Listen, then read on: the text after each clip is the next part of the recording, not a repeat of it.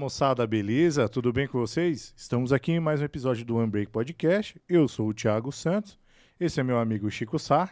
Olá, pessoal. Olá, Thiago. Beleza, Chicão? Feliz ano novo. Pô, felizão. Feliz 2022 para nós, para todo mundo. É isso aí. Mais uma vez agora de volta, né, Thiago? Para a gente falar, como o pessoal já sabe, do nosso conteúdo, que é falar de carreiras, de profissão, de mundo corporativo. Erros, acertos, promoções, isso bônus. Coisa boa. Só coisa boa. E temos uns recadinhos aí, Chicão. O primeiro deles é, sigam a gente, Instagram, LinkedIn, YouTube, One Break Podcast, Deezer, Spotify, né? Estamos em todas as plataformas. E quem quiser gravar um podcast também, quiser utilizar os nossos estúdios aqui, Sim. 42 Live Podcast, né, Chicão? Tá no Instagram, só vocês... Nós vamos deixar também o arroba. Só procurar, no vocês vídeo. vão encontrar ou contactar-nos também, né, Thiago? Quem que é o convidado de hoje? Francisco! Tiago, mas antes de falar do nosso convidado, que gentilmente aceitou o convite, né, de participar aqui, bater esse papo com a gente. Boa.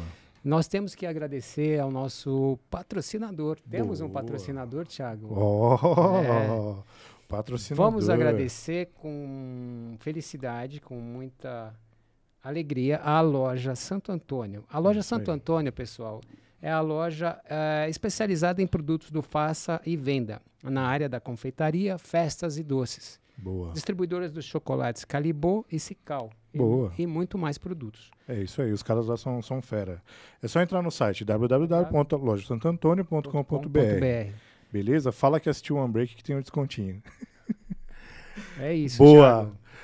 Bom, E aí, Chicão, quem hoje? que é o convidado? Hoje a gente trouxe um convidado aqui que ele desenvolveu a carreira dele na área de tesouraria, né, de finanças, da área de tesouraria, e que vai trazer aqui para nós, contar gentilmente a história de carreira, de vida dele profissional. Ele se encontra hoje num momento muito bacana da vida dele e acho que é super legal dividir essa história com todos vocês. É isso aí. Hoje conosco, Vinícius Guidotti. Vinícius Guidotti. Seja bem-vindo, Vinícius. Legal, obrigado, boa noite, feliz ano novo para todos. Aí. Legal, prazer. Bom, Prazer Vinícius, cara, prazerzaço ter você aqui com a gente, compartilhar a sua história. A ideia é bater um papo descontraído, você é o ouvinte assíduo aí do One Break, então tenho certeza que você já pegou as manhas, né, Chicão? Ah, sim. Aqui é coisa de on break, aquele papo de fim de expediente. É né, mais Thiago? tranquilo que uma auditoria, certeza. Nossa. O que é mais difícil numa tesouraria, por exemplo? Auditoria? O que é? Depende muito do ambiente, do cenário, né? Eu acho que quando você tem um ambiente de volatilidade, por exemplo, de mercado, isso traz muito estresse para a área, né? Ela é muito acionada, né? Acho que a gente pode entrar um pouco mais nesse assunto ao longo mais para frente para comentar um pouco sobre a área.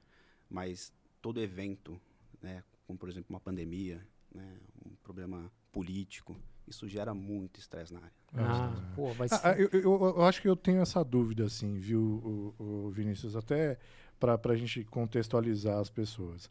Existe o cara do financeiro ali, o CFO, por exemplo, e aí tem os especialistas abaixo ali nas caixinhas.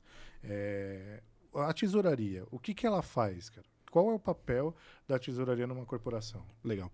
Bom, dentro do financeiro, né, você comentou do CFO, o CFO ele vai ter uma série de áreas que vão estar respondendo diretamente a ele, né? Vai depender, algumas empresas vão ter mais áreas ou menos áreas, mas basicamente você tem um cara de planejamento financeiro, que é o famoso FP&A, controladoria, parte de accounting, tax, né, a parte de tributos, tesouraria, né? Então a tesouraria ela tem muito do quê? Da parte de gestão de liquidez, né? Então quando a gente fala de gestão de liquidez é caixa, né? Então entender quais são as minhas entradas, saídas de caixa, necessidade de uma captação, de um financiamento, avaliação de investimento, né? Isso eu acho bastante relevante.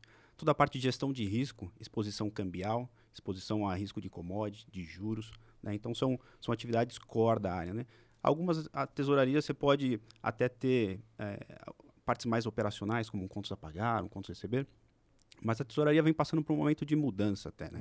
Então, nos últimos anos, essas áreas que a gente considera mais back-office elas têm mudado muito para um centro de serviço compartilhado e a tesouraria tem ficado com a parte mais tática e estratégica, que é essa parte de gestão de risco, a parte de liquidez. Então, são grandes atividades core na área. E por isso que a política toda acaba influenciando, né, cara? Demais, Câmbio, demais. imagina. Pô, mas essa mudança é super legal para vocês, para a área também. Ela passa a ser, vamos dizer assim, mais, sei lá, mais rica, né, para a empresa, né, mais estratégica também, né? Eu acho que não só para a área como para o funcionário, exposição é bom. Sim. Né? Obviamente você tem que saber lidar e ter maturidade para lidar com todos esses eventos. Né? Então, quando você tem um evento desse, você vai ser mais demandado, ou seja, vai ter mais exposição. Dentro de uma organização, a exposição é relevante. Se você quer alavancar, subir os próximos passos, é importante estar na prateleira de cima. Né? Então, ser um parceiro do seu CFO, ser um parceiro do negócio, são coisas que vão trazer a exposição. E se o mercado tiver nessa alta volatilidade, a tesouraria com certeza vai ser demandada e você vai estar em exposição. E é aquela coisa que você sabe muito bem, risco, né? Quanto mais exposição, tem glórias e também tem risco no negócio aí, né? Sem dúvida, risco e retorno. Ô, Vini, posso chamar de Vini aqui? Com certeza. Aí, garoto. Com certeza. Antes da gente se aprofundar nesse assunto, tenho uma curiosidade. Como é que você foi parar na área de tesouraria? Bacana. Bom, eu sou formado em administração, né? Então, desde a escolha da faculdade, assim, a administração ela permitia um leque muito grande de possibilidades. E quando eu comecei na faculdade, eu não tinha muita certeza para onde eu ia, o que eu ia fazer. Eu não tinha muita noção do mundo corporativo, quais eram as oportunidades. Tanto que meu primeiro emprego foi num hotel, sabe? Eu fui ser recepcionista de hotel, já na faculdade. Né? Então, porque era uma questão mais aleatória de financeiro, eu queria ganhar um dinheiro para poder ter uma independência para você. Pô, né? Aqui é super legal, né? Você ganhar o seu dinheiro é tudo de bom na vida, não depender do seu pai, de alguém, sei lá. Exato. E pós esse trabalho, eu fui fazer 2 estágios que foram super aleatórios. Assim, eu não entendia o que eu estava fazendo ali, de verdade. Né? Eu não conseguia conectar com a faculdade. Foi quando, nesse processo desses 2 últimos estágios, eu falei assim, cara, eu preciso me conectar a alguma área, eu estava já no 3º ano de faculdade, que faça sentido com o que eu estou estudando. E eu falei, eu sinto que finanças é onde essa matéria da faculdade, finanças seria um caminho interessante. Então, quando eu fui procurar um novo estágio, eu fui buscar finanças. O que em finanças? O que viesse. Essa é a verdade, porque eu não tinha noção nenhuma de um planejamento financeiro, de uma controladoria, uma tesouraria. Não tinha o cenário. Esse universo não estava ainda no seu horizonte. E aí eu entrei num processo seletivo de estágio para a tesouraria de uma empresa, era uma multinacional belga de metais preciosos, enfim. E nesse processo desse estágio foi onde eu entendi o que era uma tesouraria e fui caminhando nesse ciclo. Então eu fiquei nessa empresa quase 9 anos, comecei como estágio na parte mais operacional, que é a parte de contas a pagar, a receber, fluxo de caixa. Mas é bom, né? Porque você aprende todo o fluxo da companhia ali, né? Me deu uma base muito importante e me deu um senso de responsabilidade muito importante, porque começar da base acerta muito o seu caminho no futuro, né? Porque às vezes você, de repente, já chega numa área que é mais tático e estratégico, você fica um pouco perdido porque você não entende lá de baixo quais são os meandros, né? O que tem de problema. O reflexo que vai dar certas decisões que são tomadas. Exato. Isso é que é importante, né? Você que participou e conhece, porque às vezes as pessoas tomam decisões, mas não sabe o que vai afetar e a quem ali, né? Se no operacional vai funcionar, vai dar certo essa decisão. Exato. Pô, foi super... E aí eu passei esses 2 anos de estágio nessa área mais operacional, fui efetivado, meu primeiro cargo efetivo era um analista de contas a pagar, né? Então hoje eu até falo quando eu encontro alguém que trabalha com contas a pagar, eu falo assim, pô, comecei nessa área. Né? Porque às vezes o pessoal se sente, eu gostaria de fazer outra coisa, tá numa área mais... Porque é um pouco mais operacional. Né? Então, assim, eu comecei por aí, vai por aí porque vai te dar um senso de responsabilidade muito bom. Vai te dar dinâmica de tempo, de execução, de aprovação, de pagamento, vai te ajudar bastante nesse processo. Para a tesouraria ajudou bastante. Eu passei um pouco mais de tempo efetivo nessa função quando eu movimentei dentro dessa organização também a tesouraria dividida em transacional, que era essa parte mais operacional, e a parte mais estratégica, que é onde a gente falava que era o front office da tesouraria, que tinha toda a parte de gestão de câmbio, gestão de exposição à moeda, a commodity, parte de liquidez. Falar com mais pessoas, né, externo. Exato. Então aí eu passei a ter mais exposição com os stakeholders externos, então, tipo, banco, né? Banco é um parceiro muito importante para a gente, né? Então, ali foi quando eu falei assim, nossa, eu acho que eu entrei numa área que faz sentido, porque eu comecei a ter relacionamentos, não só com o time interno, com as pessoas internas, mas muita gente externa. Muito banco, economista, e aquilo começou a brilhar meus olhos. Falei, nossa, eu acho que eu vou seguir o fluxo nessa área e me dei bem. Né? É uma área especialista. Eu entendi que nesse processo de evolução da área, eu iria passar por vários desafios, né? Então, desde a parte de analista até assumir minha primeira posição de liderança também nessa empresa. Então, foi por aí que eu fui me descobrindo na tesouraria. E venho vivenciando isso aí 15 anos. Top. E hoje, qual é a sua posição?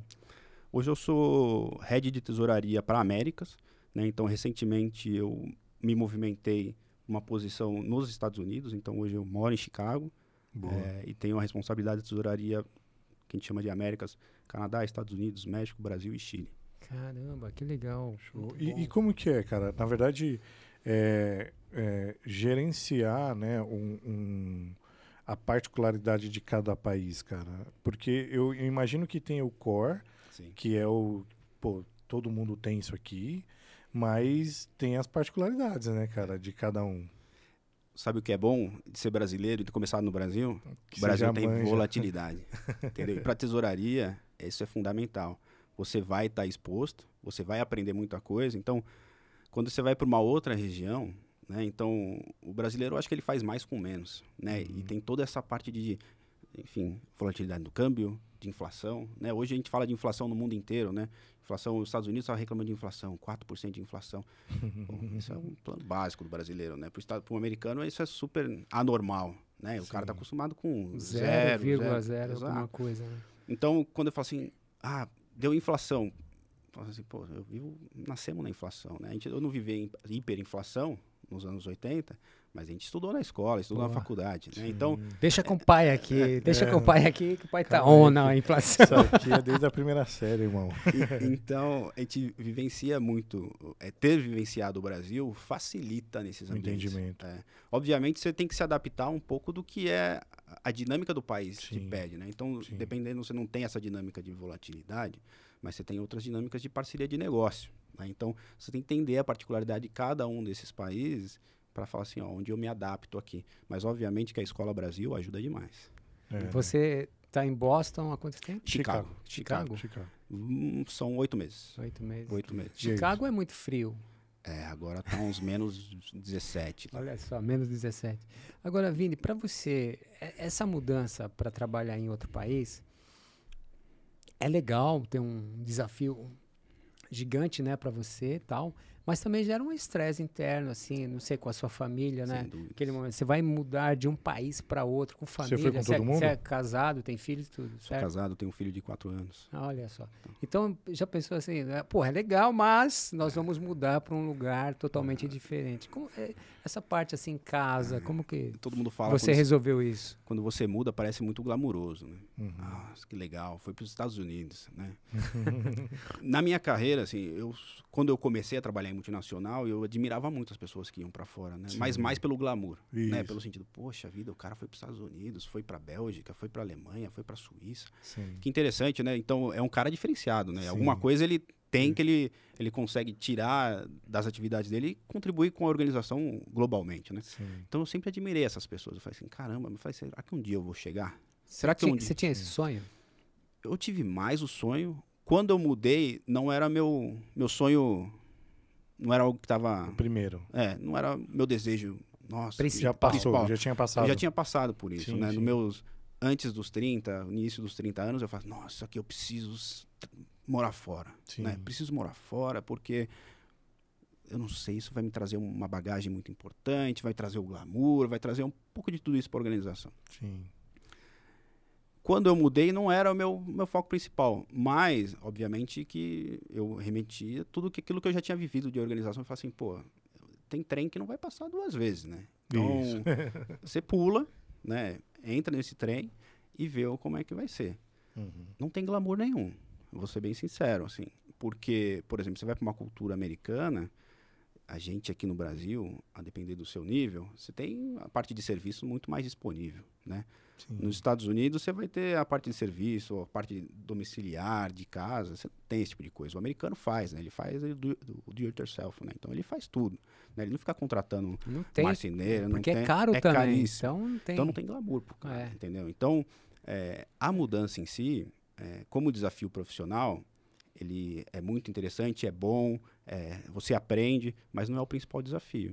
O principal desafio é a família, é a Então, mudança de todo mundo, porque ter uma esposa É por isso que eu perguntei, o estresse É. dessa tomada de decisão. Né? que deixou o trabalho dela, trabalhava numa organização há 6 anos, uma multinacional, tinha um cargo ótimo, E aí, para E negociar isso com ela? e fora o filho que tava numa escola, tem os amigos, tá tudo Sim. fluindo, tá É, tudo rodando, é. né? Fora a pandemia, é. tá tudo rodando. Tá É, ali, porque 4 sim, anos, sim. né, teoricamente, tá se descobrindo ainda, mas dá um trabalhinho para se Se adaptar, socializar, se né, cara? adaptar. Então, esse é o principal desafio, porque você vai para uma cultura diferente, você não tem as referências, então você não tem os seus amigos, você não tem a sua família, você não tem a rede de apoio, né? Aqui no Brasil você tem a rede de apoio. Então, meu filho ficou doente, É você, campeão. deixa na avó. Aqui no Brasil você deixa na avó, deixa, né? Lá, não, Você tem- abraça. aqui a gente tem suporte, de alguém vai te ajudar. Alguém né? vai te ajudar. Lá você não tem mais a rede de apoio. Então, certos pilares, eles começam a ficar mais...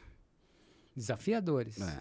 né? Então, isso é o principal desafio. Então, toda vez que alguém pergunta como é que tá, eu falo assim, cara, é legal, vale a pena, é uma exposição, é um risco, mas vou ser bem sincero, principalmente o começo, não é duro. fácil. Não é fácil. duro. Os primeiros meses, aí, os primeiros 6 meses, eu digo que as coisas começam a caminhar pós 6 meses, mas de verdade, eu acho que a adaptação vai vir pós primeiro ano e meio, né? Para que tudo se encaixe lá. encaixe, né? Então, você tem um filho que não fala inglês, vai para uma escola. Né? Como as crianças, elas sabem se comunicar pela brincadeira, pelo Sim. gesto, eles pegam mais Rapidamente. rápido. Mas ainda assim, o primeiro dia na escola É um estresse. choque. Aqui, né, lembra? As crianças quando vão ao primeiro dia de aula é terrível, sei lá. Exato. Sim. A minha esposa, por exemplo, ela acabou pensando, ela falou, fazer um projeto pessoal para contar um pouco desse processo de mudança, né? Então, ela para ajudar também nesse sentido, falou assim, que eu não quero ficar parada, né? Ela não quer ficar parada.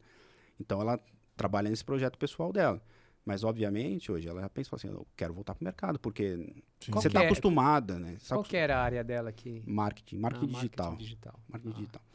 E então você está acostumado com o ambiente de pessoas, troca, né? Então, Sim. às vezes a questão é assim, pô, Vinícius, você está trocando com as pessoas do seu Isso, trabalho, você está vai pro conversando, trampo, você tá e eu, Eu. né? Então tem todo esse é o principal desafio e acho que é onde tem que ser tomado conta, porque se você não toma conta disso aqui, o desafio em si ele vai por água abaixo, porque não se sustenta, né? Não se sustenta. Eu lembro que uma vez a gente recebeu uma visita internacional e tinha um funcionário que estava indo para Singapura.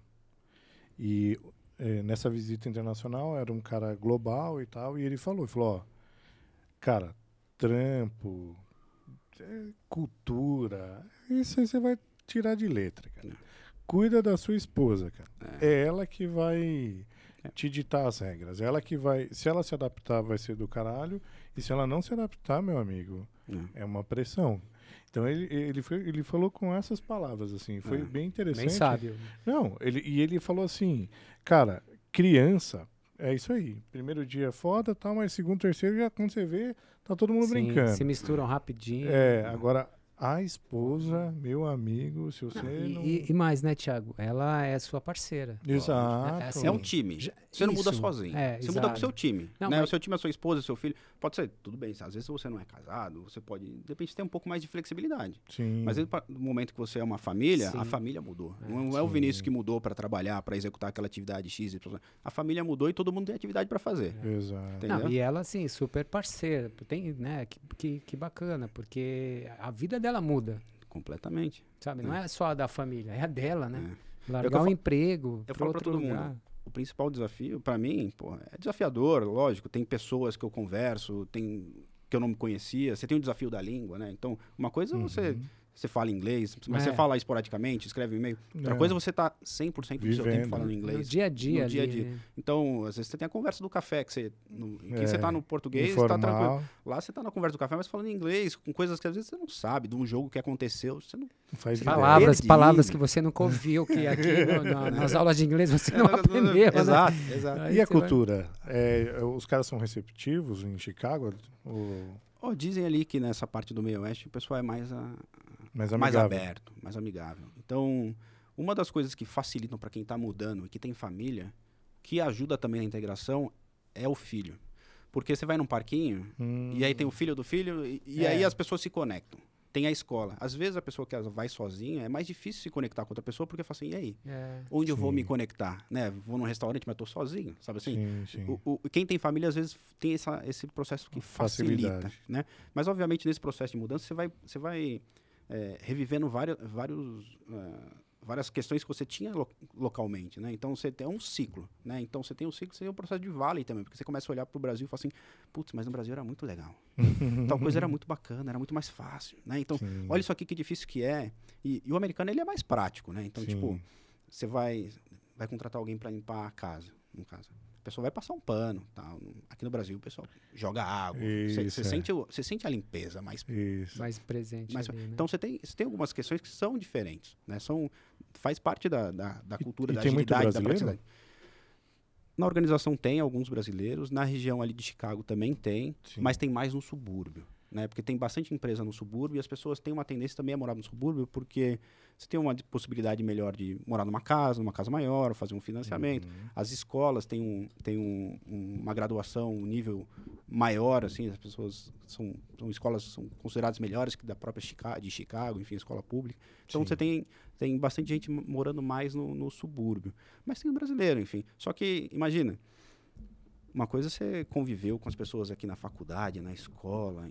Outra coisa é você chegar do nada e conectar mesmo com um brasileiro que não está não fazia parte da sua vida. Então, para você achar uma pessoa que de fato aparece, a gente felizmente fez alguns amigos lá, que a gente tem de hoje como amigos, que são suporte, rede de apoio também, que ajuda muito nessa adaptação. Não, e que também se ferraram junto, né? Ali estavam no dia 1. Dia 1 foi para todo mundo, né? Igual, né, cara? Então... E o pessoal troca, né? Fala assim, cara, quando eu cheguei, eu lembro que o pessoal fala assim, eu falava assim, não, lá pro Halloween, isso aqui já tá rodando. Os caras falam assim, relaxa, um ano e meio. Eu falei, não, 1 ano e meio, já tava vendo 2, 3 meses num estresse, né? Falei assim, não, vai demorar um pouquinho mais, fica tranquilo, né? Mas passa, né? Todo mundo fala assim, passa, né? Então, essa ajuda também, como se fosse um mentoring, né? Então, a pessoa faz essa troca, né? Já vivenciou, já viveu aquilo, sabe como é que é, já colocou o filho na escola, já sentiu o processo de adaptação, já, enfim, ou o marido ou a esposa que não estão trabalhando, já estão vivendo esse processo, né? Então... Ô, Vini, mas assim, nas horas de lazer de vocês, o que você faz com a sua família lá? Olha, felizmente eu acho que eles têm um processo de parte de lazer, entretenimento, coisas até gratuitas com muito mais acessível do que a gente tem no Brasil. E qualidade. Né? Qualidade. Então, a gente sempre sai de manhã, vai num parque, meu filho brincar no parque, a gente fica lá, toma um café, né? Viaja, tem um subúrbio que você pode conhecer perto, então viaja, vai lá, conhece um restaurante diferente, né? Então são essas coisas dentro desse processo que acabam ajudando bastante também a se adaptar. Então, aproveitar o final de semana para fazer esse tipo de coisa. Aproveitar, às vezes, o final do dia, né? Então, às vezes, quando o verão, cheguei no período mais próximo do verão, você tem a luz do dia por mais tempo, né? Até 8h30, 9 horas. Então, você para o trabalho ali, 6h30, 7 horas, vai para um parque com seu filho, vai brincar, enfim, vai trocar um pouco, ter essa troca para ajudar no processo de adaptação também. Esse horário de trabalho que a gente, pelo menos, tem um histórico que lá dá o horário de ir embora, todo mundo vai embora mesmo? Não é igual ao Brasil que todo mundo fica até tarde, aquela coisa toda, ou é lenda? Olha, eu tenho ido no escritório por causa da pandemia uma vez por semana, né? O escritório, ele não tá, as pessoas não estão indo. Você mudou na pandemia também, né? Mudei no meio da pandemia. Pô, a pandemia é um caso, um capítulo à parte. Mudou para outra cultura no meio da pandemia, irmão. Exato. Puta que eu pariu. Então, o escritório não está na plena capacidade. Todo mundo em home a maioria. Mas é normal você ver o escritório vazio pós 4 horas da tarde. E eu vou dizer por quê. E eu acho muito interessante. Por quê? Diga aí, Vinícius. O que acontece, né? Então, vamos pensar nas famílias, né? Então, a maioria lá, o americano tem filho pra caramba. É difícil achar uma família que tem 2 filhos só. É 2, 3 filhos, né? E o horário da escola acaba 3 horas. Aí você paga uma horinha extra para ficar até 4 horas. Enfim, o processo de escola, ele é vital porque é onde o seu filho fica. Porque ele não tem rede de apoio. Porque o americano também, ele não é de Chicago. Ele veio da Flórida, veio do Mississippi, veio de um monte de lugar. Então, ele é meio nômade, assim, nesse sentido. Então, não necessariamente ele é daquela região, a rede de apoio dele está naquela região. Sim, então, a família dele é aquele núcleo familiar. Então, esposa e marido dividem essa responsabilidade e falam assim, ó, hoje você pega na escola. Então, é muito normal que as pessoas saiam, elas podem até voltar depois, conectar de casa, mas saiam para quê? Para fazer essa função de buscar a criança na escola. Então, você não tem essa pressão de horário de trabalho. De horário. Então, você não sofre essa pressão que, às vezes, no Brasil você sofre, o cara levanta 5 horas, já vai embora. Tá fácil, hein? Tá fácil. Trabalhar em Tex, hein? Trabalhar em Tex. Lá, você não vai escutar esse tipo de coisa, sim, porque seria uma ofensa, porque o cara tá saindo de fato por uma responsabilidade familiar. Sim. E é muito respeitado. E eu dou muito valor para isso, porque dentro da organização, você não tem que pensar só no dia a dia, na pessoa que tá ali na organização. Só no business, né? Não é só business, né? Você tem que pensar em tudo. Você tem uma responsabilidade até como líder, né? Então você fala assim, pô, tem um funcionário, o cara tem os problemas dele. Tem os problemas dele, exato. Então, como sociedade, você precisa pensar como líder, como esse cara, você impacta, a sua gestão impacta nele. Então você não vai ficar cobrando o cara porque saiu cedo, ou vai ficar segurando o cara até 8 horas da noite todo dia, por exemplo. Né? O que é um pai de família todo dia chegando 8 horas da noite e de repente não tendo oportunidade de dar um banho no filho, de conversar, de assistir uma TV, né? Então, o líder em si, ele tem essa responsabilidade muito importante. E eu acho que lá eles entendem muito bem esse ponto. E uma pergunta, Vini, em relação à cultura para a parte pessoal, beleza, tá claro, mas e no trampo, assim? Porque o que eu falo eu também, assim como você, mudei no meio da pandemia, né? E é meio... O que eu posso te dizer? É um desafio diário, né? Por vários motivos. E aí, quando você muda de trabalho no meio de uma pandemia, cultura, né, cara, é mais difícil para você pegar as manhas, né? Porque no Brasil, por exemplo, por mais que eu não esteja fisicamente todos os dias no trabalho, as poucas vezes que eu estou, cara, todo mundo troca ideia, é caloroso, né? O brasileiro, ele faz um ambiente... Ele para no café para conversar. Exato, ele faz um ambiente mais, assim, mais aconchegante. E como que é lá? De fato, nesse sentido é diferente. A gente, como brasileiro, a gente estende um pouco mais a hora do almoço, para fazer tomar um expresso pós-almoço, para continuar conversando, seja de amenidades, do futebol, da família, de qualquer coisa. Eu acho que lá é um pouco mais protocolar. Quando eu digo protocolar, é assim, as pessoas têm as suas responsabilidades no trabalho e na sua família, né? Então, por exemplo, é normal você ver um americano almoçando na mesa de trabalho, né? E ele vai almoçar em 15 minutos, uma salada, uma coisa que ele trouxe de casa. Para quê? Para que ele possa sair às 4 horas. Porque ele sabe que ele tem coisas para fazer no trabalho, mas ele sabe da responsabilidade fora. Da entrega que ele tem que dar, né? Exato. Então, eu acho que por causa disso, né, eu acho que as relações não são tão íntimas, né? O brasileiro é um pouco mais íntimo, mas eu acho que tem um pouco da cultura também, né? A gente é aberto, é mais caloroso que a gente acaba levando para o escritório. Lá é um pouco diferente, mas também não acho que seja algo que atrapalhe, né? Para mim, não é o que eu sinto falta. Eu falo, eu preciso disso, isso que vai ser... vai definir o sucesso ou não no processo de integração, enfim, não acho que seja isso. É diferente, você vê que eles são práticos, um pouco mais protocolar, enfim, eles vão entregar o que eles precisam entregar. E a nossa vantagem como brasileiro, eu acho que por viver todo esse processo, a gente geralmente é mais um polvo, assim, sabe? Adaptabilidade. A gente vai pegando atividade, vai entendendo, então a gente tem um pouco de vantagem nesse sentido também, porque o americano, você deu uma tarefa, penso que ele olha mais para aquela tarefa que ele tem que executar. O brasileiro, ele olha para essa tarefa, mas como ele tem aquele jeitinho brasileiro para resolver, para entender, ele vai buscar mais informação. Né? Eu acho que a gente tem vantagem nesse sentido. Mas funciona, cara. Os caras são a maior economia do mundo. Enfim, eles pensam muito na praticidade, né? Então, como as coisas funcionam e fluem. E eu acho que é isso que também a gente precisa aprender com eles, né? Então, como ser mais prático, como ser mais eficiente. Em tudo, né? Até em reuniões, Mas- né, cara? Mas aqui a gente não aprende esse negócio do horário, né? Aqui é aquilo que a gente estava falando, quanto mais tarde você sair, pô, parece que você tá produzindo pra caramba, né? Só que você enrolou o dia inteiro pra dizer que 8 horas da noite você tá indo embora. Nossa, trabalhei demais hoje. Fiquei 1h30 no almoço. Se aí contar horas efetivas de trabalho, o que realmente fez dá 2 horas e meia, né? Parei umas 3, 4 vezes no café, É. né? Fiquei ali 15 minutos cada vez. Então, o americano ele vai perder menos tempo. Ele vai levar a garrafinha d'água dele, garrafinha, encheu, volta Já para a mesa era. de trabalho, enfim. Assim, E- na e sua o- grande maioria, né? Não, a gente Tento não generalizar, mas eu acho que faz um pouco da parte da sim, cultura. Da coletividade. Né? né? Mas assim, você encontrou alguma diferença no operacional de trabalho de uma tesouraria do Brasil e tesouraria lá? Eu acho que a gente é mais evoluído, até pela nossa dinâmica de trabalho, como tesouraria, tá? Então, pela dinâmica daqui ser mais volátil, você precisa ter processos mais seguros, né? Você precisa sempre pensar em melhoria dos seus processos para que você possa ser mais eficiente. Lá o desafio nesse sentido, como ele vai ficando de lado, ele vai ficando mais como que eu auxilio o business aqui com alguma atividade. Então você tem menos processos escritos ou definidos, enfim. E eu acho que um pouco do que eu estou tentando trazer é falar assim, tá bom, as coisas funcionam, mas como que a gente consegue definir um pouco melhor essa atividade aqui para a tesouraria específica? Porque bom, hoje você tem um processo de inflação, você tem um pouco mais de volatilidade lá. Mas quando você não tem, né? Então você não tem esses desafios que a gente, por exemplo, na tesouraria você tem a parte de hedge, de proteção de variação cambial e tal. É muito mais dinâmico. Lá, muitas vezes você fala assim, se eu fizer uma operação agora ou fizer daqui 2 horas, não vai mudar muita coisa, porque o câmbio não mudou.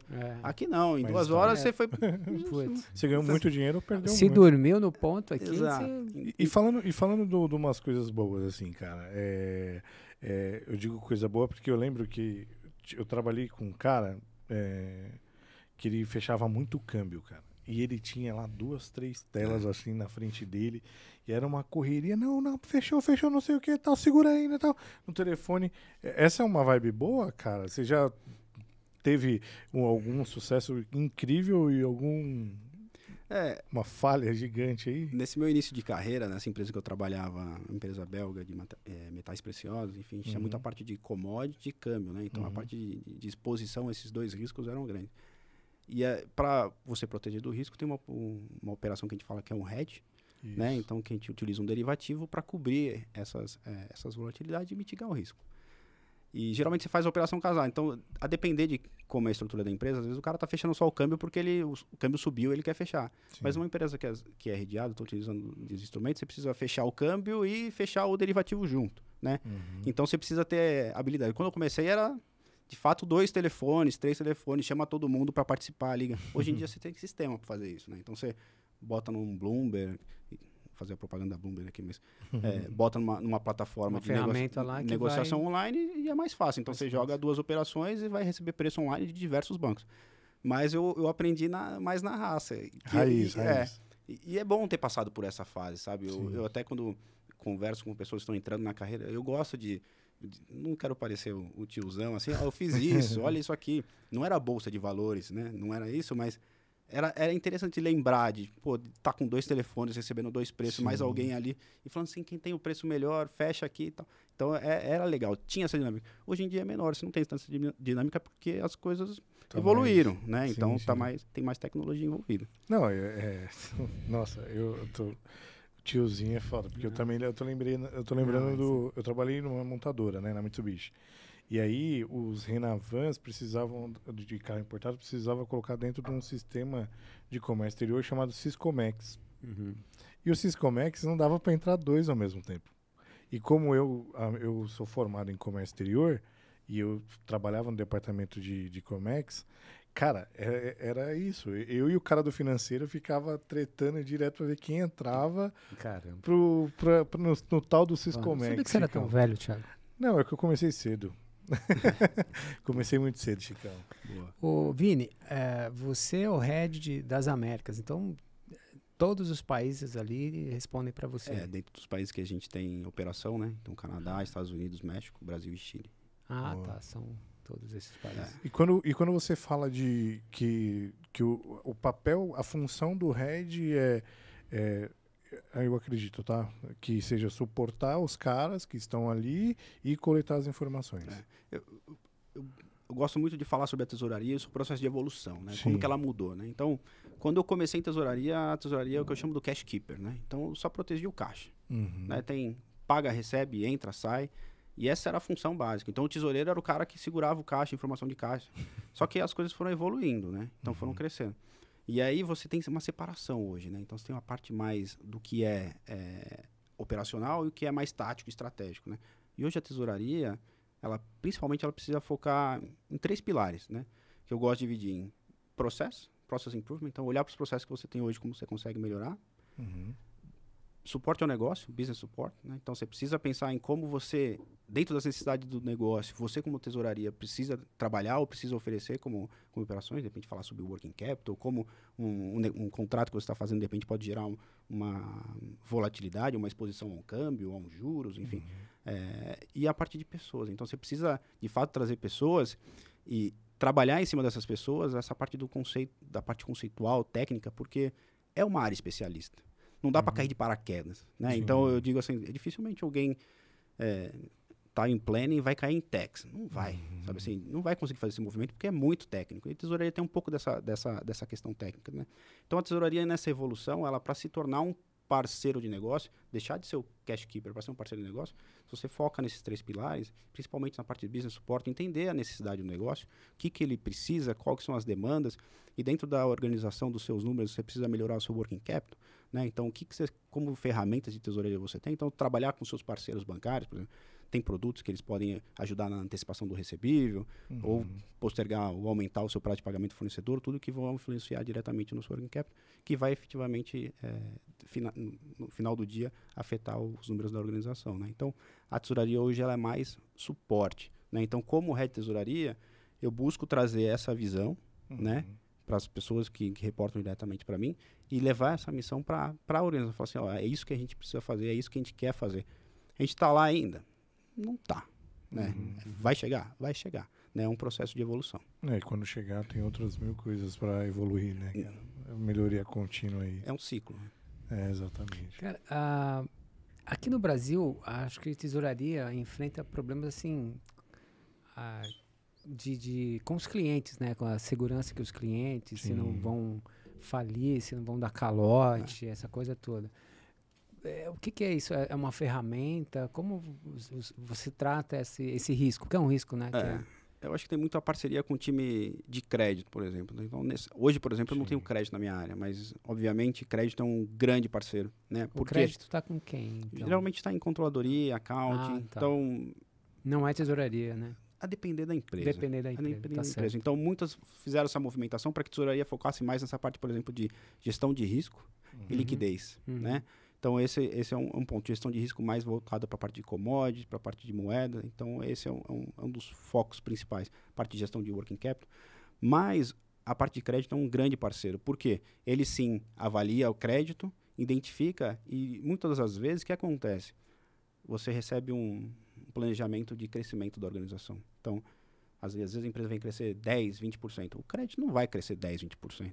Você não vai assumir 10%, 20% de risco a mais nesse cara. Então, você precisa, em parceria, crédito sozinho não vai trabalhar em cima do crédito, vai só aumentar o limite. Mas a tesouraria ela pode trazer ferramentas, parceiros, que ajudem a conectar com essa necessidade para falar assim, ó, temos ferramentas que, de repente, a gente consegue vender mais para um cliente, porque eu estou adicionando um terceiro aqui que vai assumir o risco de crédito. Isso. Então, a gente, como tesouraria, tem que fazer essa leitura. Né? Onde está esse problema? Essa parte aí que eu não entendi. Você... Tem um terceiro que vai assumir parte do risco? Como assim? Dá um exemplo, por favor. Bom, você pode ter um terceiro que se alimenta da parte de mercado ele aceita tomar risco, né? Então, eu como empresa, eu falo assim, para esse cliente que eu vou vender 2.000, eu só tenho um risco, só quero tomar um risco de 1.000. Tá, só que o cara de vendas falou que vai vender 2.000. E aí? Né? Então, você tem parceiros hoje que pode falar assim, não, eu assumo esse 1.000. Obviamente que ele vai cobrar por isso, né? Mas ele vai assumir risco e retorno, né? Porque eu, sozinho, não quero assumir isso. Né? Então, você pode compartilhar com um parceiro. Então, tem N parceiros no mercado aí que podem trazer esse tipo de operação. Isso na pandemia, hein, cara? Eu lembro das várias reuniões que a gente teve por causa da inadimplência. várias reuniões, É, assim, mas- e aí muita empresa de risco sentou na graxa, cara. Mas esses, de fato, acho que o ciclo dessas empresas é ganhar dinheiro dentro de uma estabilidade. Quando você tem um tiro ou um ponto fora da curva, como por exemplo uma pandemia, Sim. obviamente, enfim, ele pode, né, enfim, tomar um grande risco que não se pague por tudo aquilo que ele já ganhou nesse processo de ter aceitado assumir o risco nesse período num período de tempo. Mas eu acho que a pandemia, ou esses eventos mais fora da curva vão trazer esse tipo de dificuldade. O mercado ele se ajusta nesse sentido. Exato. Acaba, é o risco também, né? Por outro lado, por muitas vezes ficou estável, né? Exato. E ele, naquele momento de estabilidade ele ganhou dinheiro. Então, Exato. é dentro desse momento que, às vezes, o cara de risco ele está fazendo a leitura lá para frente, né? Ele fala assim, esse cara aqui tem um portfólio bom, vai crescer, enfim, tem clientes que são, enfim, vai gerar receita. E então, é ele uma vai via fazer de mão dupla também, né, Vini? Porque você dá o crédito, por exemplo, pro seu cliente, que pode, que acaba, querendo ou não, tendo uma oportunidade de negociação maior, porque vai comprar mais, você vende mais, ou seja, aumenta seu faturamento, e o risco controlado. É o que você falou. Se a proporção que cresce de volume de vendas não cresce em risco, né, cara? Porque você tem que avaliar, né? Até onde Sim. você quer ir, né, nesse processo. Fala assim, até onde eu vou, né? Porque não vou dar crédito. Eu não sou especialista de crédito, mas assim, o crédito não é à vontade. Né? Se você der crédito à vontade, em algum momento, quando tiver um evento desse, provavelmente você vai tomar... Tentar na graxa. E ao longo da sua carreira, até agora, assim, tem uma coisa que você se orgulha, assim, fala, pô, Projeto, cara, isso eu fiz. uma decisão. Não, sabe, aquilo que, assim, não precisa ninguém bater no seu ombro, não. Você mesmo olhando pra você, fala, cara, eu fiz isso. Cara, nem acreditei. Eu sou... Saiu de mim.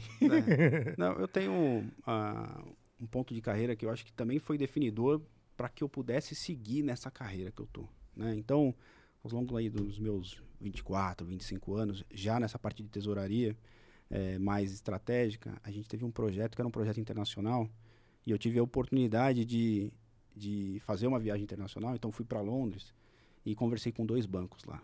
E quando eu saí da reunião, eu falei assim, caracas, eu acho que eu engano bem. Sabe assim? Eu falei assim, não passei apuros, sabe assim? Sentei e conversei de igual para igual com meus 25 O que anos. você tinha que fazer lá? A gente estava falando sobre um projeto de troca das operações que a gente fazia, que a gente chama de offshore, fazia fora do Brasil, para trazer isso para o Brasil. Né? E esses bancos seriam as conexões principais para que a gente pudesse fazer esse movimento. Tá.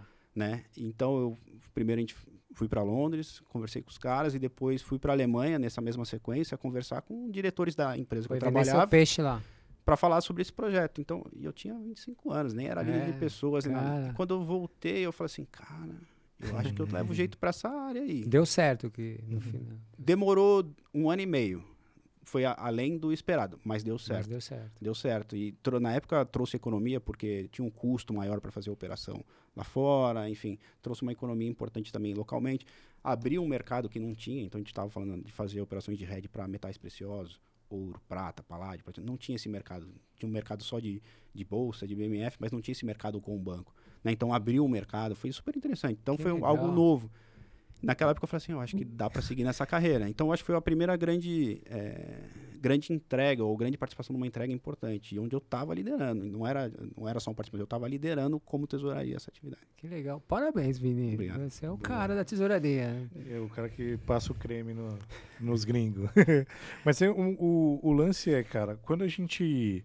Quando pensa, olha para o departamento financeiro, em modos gerais, o cara da tesouraria geralmente é aquele cara que está enrolado com os bancos ali o dia inteiro, trocando ideia com os outros, ligações internacionais e tal. E geralmente é o cara que, quando vem, ou é uma bomba, tipo, cara, ferrou, a gente não vai conseguir... sei lá, vamos pagar uma taxa absurda, ou o cara vem com a salvação, né, cara?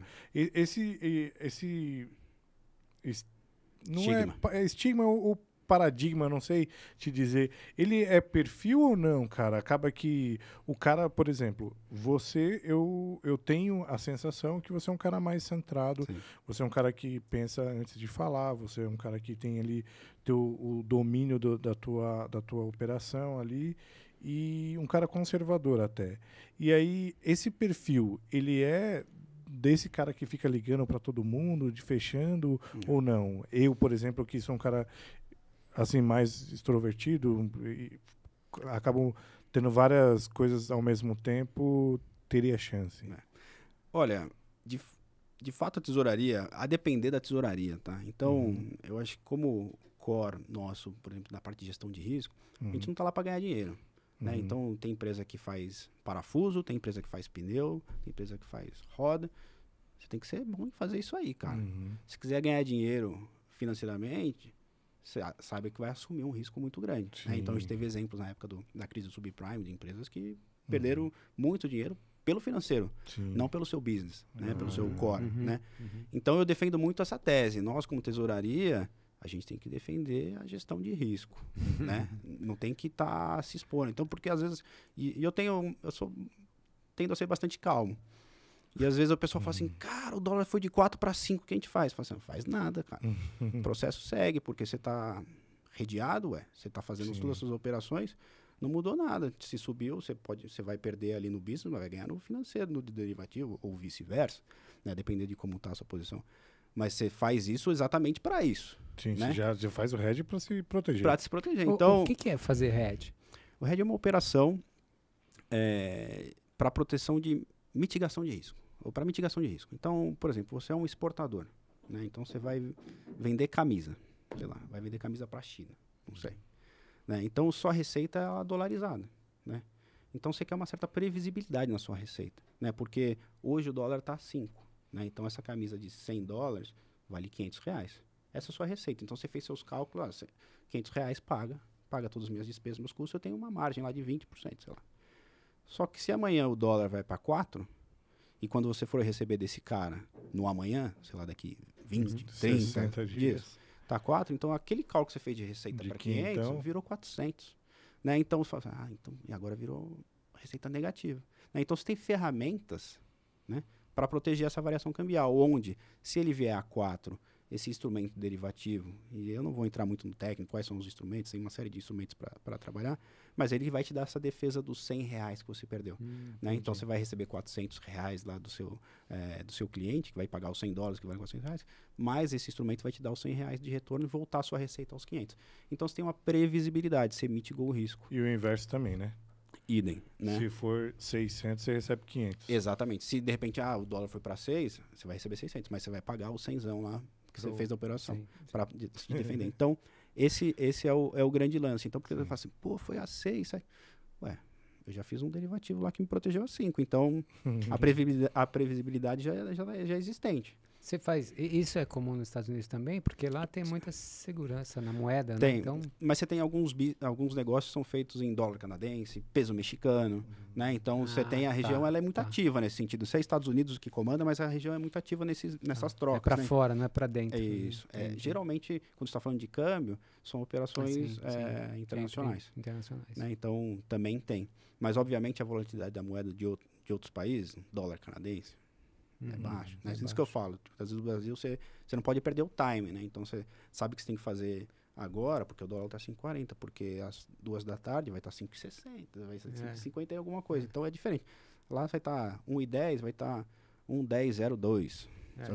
Na quarta casa, que é a variação que a gente fala no câmbio, né? Então não é tão expressivo. Obviamente tem mais volatilidade hoje no mercado, mas comparado ao nosso ambiente é muito menor. Você falou de inflação, né? Você sente essa inflação americana lá? Sinto. É caro as coisas. A gasolina lá aumentou muito, né? Aumentou. Não é barato, assim, o mercado não é barato. A gasolina aumentou no mundo inteiro, né? Mas especialmente no Brasil, né? Boa. Tá fora da curva. Ele estava me provocando para isso. Obrigado, Vini. Mas é por causa do petróleo, não é, Vini? Ou não? Você acha? Eu acho que é por causa do petróleo, né? Não vamos entrar nesse mérito aqui. Não, o petróleo que é caro, né? Gasolina é cara lá também, né? É caro. Assim, eu acho que tem muito da parte engraçada de Chicago, por exemplo, você vai pagar o galão lá, não me lembro agora, $15 o galão. Você vai sair da cidade, vai pro subúrbio, você de repente você acha a 4, R$3,90 alguma coisa, entendeu? Então, às vezes, quando eu vou pro subúrbio, eu falo, vou abastecer no subúrbio, porque na cidade é muito mais caro. Né? É um pouco mais caro. Então, tem sim inflação, você sente Você no sente preço. isso, né?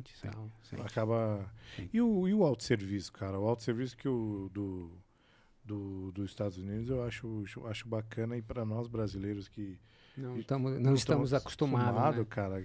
Como que foi se adaptar com o autosserviço, cara?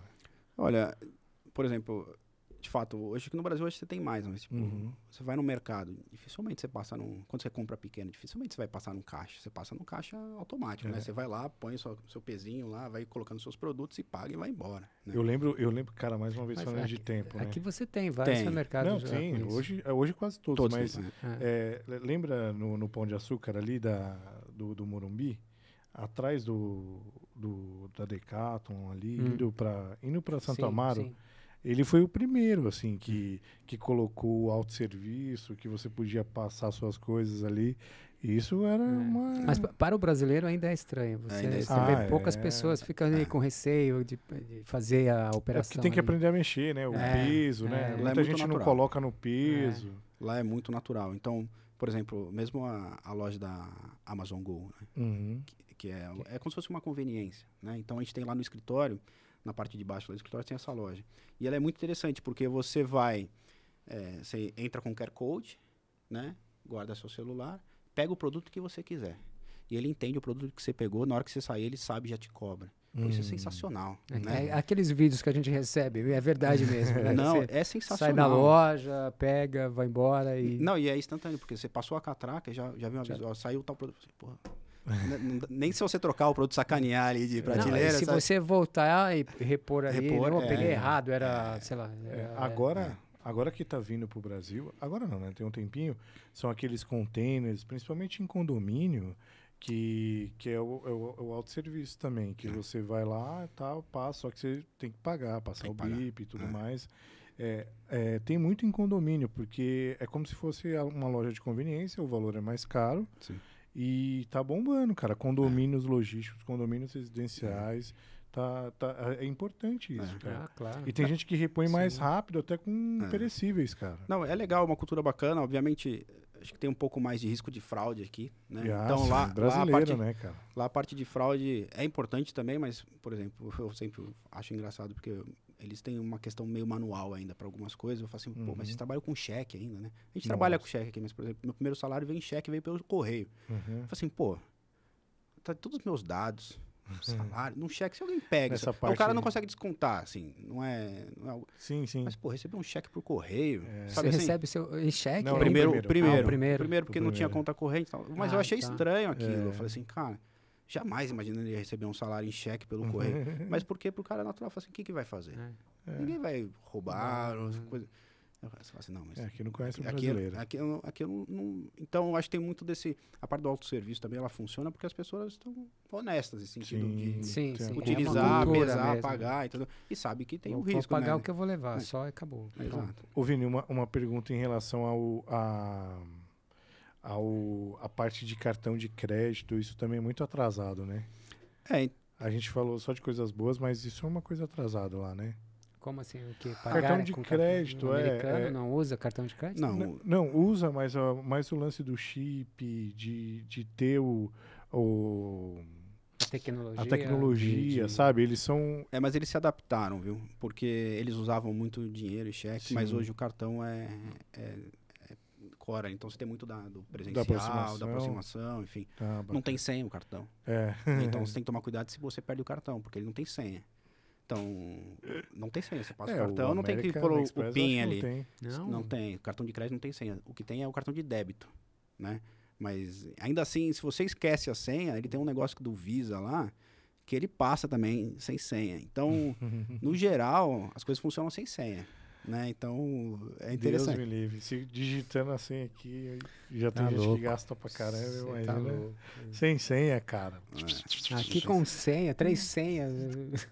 Cara, eu tenho uma dificuldade pra decorar senha, cara. Você se dá bem lá, então você não precisa de senha pra nada. Cara, você tem que dar um jeito de ir pra o lá, ADP, por exemplo, toda vez que eu entro, eu tenho que recuperar minha senha. Sabe, esses sistemas que você não entra frequentemente, para fazer viagem, pra solicitar alguma coisa. Cara, direto, eu só recupero a senha. Sim. Só que eu já nem tento mais, cara. Já saiu da minha lista de senhas. Não, Chicão? Vinícius, cara, passa rápido demais, cara. Legal. Batendo papo, vai que vai. Caramba, impressionante, cara. Queria que, bom, primeiro de tudo, agradecer, mas se você tiver alguma mensagem, alguma coisa para passar para alguém, a gente explorou um pedacinho da tesouraria, né? Com certeza tinha muito mais coisas, mas eu acho que o mais importante é introduzir o assunto, né? Eu, quando estava com o Chicão, discutindo o que a gente vai fazer, quais são os temas, o que a gente vai trazer, explorar o que. Você viu, né, cara? A gente já trouxe advogado, marketing, vendas pra caramba. Então a ideia é mostrar para as pessoas, né, que estão no mercado, que tenha curiosidade, e eu tenho certeza que quando a gente colocar lá tesouraria, vai chamar a atenção das pessoas, porque a ideia é essa, é abranger um máximo de pessoas possível, Sim. curiosos ou não, ou que estejam na área ou não. Então é um momento que a gente deixa para o convidado ali falar o que ele pretende, o que ele quer, o recado para a família. Fica à vontade, cara. Legal. Esse momento é seu. Legal, acho que eu posso dividir em 2 temas aqui, né? Um deles, falando para a área de tesouraria, né? Para quem se interessa, eu acho que a tesouraria ela tem um papel crucial na organização, seja pelas gestões de risco e auxílio no negócio, seja pelas atividades de working capital. Então, tenha isso no seu como core, sabe assim? Tente trabalhar isso como core para sua atividade e venda isso para sua organização, né? Para que as pessoas saibam o que você faz e você tenha a sua exposição sobre essa atividade, né? Então você vai conseguir de fato conectar as necessidades do negócio junto com essas atividades de tesouraria. Então acho que como tesouraria, tenha isso em mente, no seu radar, né? E qual que é a especialidade de um cara de tesouraria? Ele tem que fazer economia? Geralmente é formação em administração, economia, né? Eu acho que a economia ajuda muito, muito por entender o ambiente, né? A parte de cenário macroeconômico, enfim, eu acho que agrega demais para a atividade. Mas é normal você ter um cara de engenharia, de contabilidade, pode acontecer também. Mas o core mesmo é administração e economia. Eu acho que isso para a área de tesouraria. E para a carreira, né? Eu acho que a pessoa em si, ela precisa entender, dentro das suas capacidades, né? Dos seus talentos, saber onde você consegue executar melhor e consegue viver dentro da organização esse seu talento, né? Eu acho que você precisa buscar isso, né? Para que você possa ter esse encaixe, porque senão você vai passar a ser só mais um, né? Eu acho que dentro da organização você tem que maximizar esses talentos. Naquilo que você não é bom, tente explorar, mas também não pense que você vai ser o melhor naquilo que de repente não é o seu talento core, né? Então, se você é um analítico, seja um baita analítico, sabe assim? Sim. Você é um cara que se expressa bem, sabe assim? Explora isso, sabe, dentro da organização, dentro da sua atividade. Tenta buscar isso para que você, de fato, consiga alcançar aí maiores passos dentro da sua carreira e da organização em si. Legal, Vini. Obrigado por você ter aceito. Eu acho que você conseguiu passar muito bem, porque deve ter alguém da área de tesouraria começando, vendo aquela burocracia. O cara do contas a pagar, né, Chicão? Contas a pagar. Que fica ali dando, digitalizando as notas ali, que é onde você começou, né, cara? Mas eu acho que assim, conseguiu passar a ideia, pelo menos para mim, sabe? Diferente da tesouraria, que tem partes estratégicas interessantes. Então, para quem está começando, eu acho que pode se espelhar na sua carreira que vai ter sucesso. Parabéns aí pelo desenvolvimento da tua carreira. Legal, obrigado. É isso, cara. E do meu lado também fica o agradecimento. Você é um cara que sempre está assíduo ali com a gente, que acompanha, dos primeiros ali que perguntou. Então, isso é muito bacana. É um prazer ter te trazido aqui. Você arrumou um espaço na sua agenda internacional, né, Chicão, para vir aqui fazer essa visita pra gente. E com certeza o teu perfil, né, que eu tinha antes, né, quando eu fiz a leitura ali, desde o trabalho no LinkedIn, e agora é a mesma coisa. Então, assim, o áudio bateu com o vídeo, eu acho que faz total sentido. Você deu muita dica valiosa, né, Chicão, para quem está indo para fora. Você falou coisas, assim, essenciais que, por exemplo, eu, que almejo um dia fazer uma carreira internacional, nunca pensei. entendeu? Então, assim, coisas que você acha que é simples, né? Mas tem... na hora do vamos ver, né, cara, que só tá você e você, Exato. né? Aí você fala, pô, é uma decisão que tem que tomar com bastante cautela, né? Sem cara? dúvidas. Tiago, só mais um recado para a galera que se chegou até aqui, para dar aquele like, curtir nosso canal. Exatamente. Porque assim como a carreira do Vinícius, a ideia é essa, trazer exemplos como a dele, a carreira dele, né, para vocês. Então, se vocês puderem curtir o canal, vai ajudar bastante, não é isso? É isso aí, Chicão. Agradecer mais uma vez à loja Santo Antônio, Exatamente. que se você está pensando em mudar a sua vida, comprar produto, fazer, quem Homemade. sabe o seu caminho pode estar lá nas lojas Santo Antônio, no site www.lojasantoantonio.com.br, que você possa realmente mudar a sua vida também, quem sabe, né? Vini, muito obrigado, viu, irmão? Legal. Boa, Muito obrigado. Bom retorno Agradeço pra a você. oportunidade. Obrigado. Valeu, Vida pessoal. que segue, Vida que Thiago. segue, irmão. Um abraço.